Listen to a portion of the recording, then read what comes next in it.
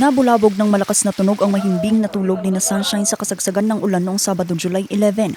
Pero ang inakalang tunog lang ng nalaglag na bakal, gumuhong lupa na pala ilang metro ang layo kung saan nakatirik ang kanilang bahay. Yung una ko nakita yung sa side namin is yung sa mga manok. So akala ko po yun lang yung nahulog. So kinatok ko po sila dito.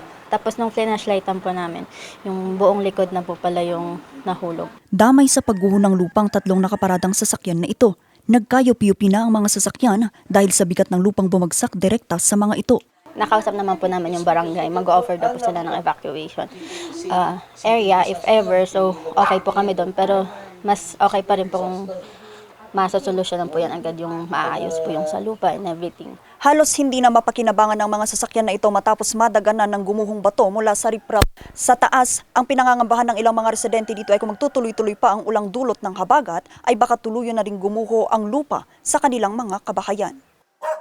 Nilagyan na ng tolda pansamantala ang lupang gumuho habang nagpapatuloy ang clearing operations sa lugar. Yung tolda na tutoldahan sana, meron na. Nauna na yung may-ari ng bahay na gumawa ng hakbang. So hindi na po kami naglagay ng tolda.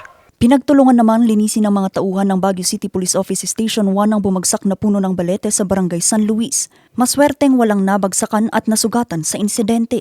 We have listed lang around 12 na concerning trees na tumba or about to fall. Ayan, so na-addressan naman yung mga major doon. Yung mga natumba na tumama sa mga structures, I think dalawa lang naman. Okay, the rest, pruning na lang siya. Pansamantala ring isinara sa mga motorista ang Quezon Road kahapon July 12 dahil sa naitalang rock slide. Agad din namang binuksan ang kalsada matapos ang clearing operation. Sa tala ng Baguio City LGU, umabot sa 4 ang naitalang pagguho ng lupa sa lungsod. 11 puno ang nabuwal at isang partially damaged house ang naitalang pinsala dahil sa habagat na pinalakas ni Bagyong Inday. Very minimal, very slight. Dito sa nagdaang bagyo, we're very lucky na hindi tayo tinamaan directly. Pero naapektuhan pa rin tayo ng hanging habagat.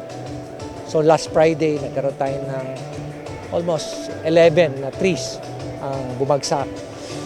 Tapos may mga 4 tayo na reported na erosions, riprap and soil erosion.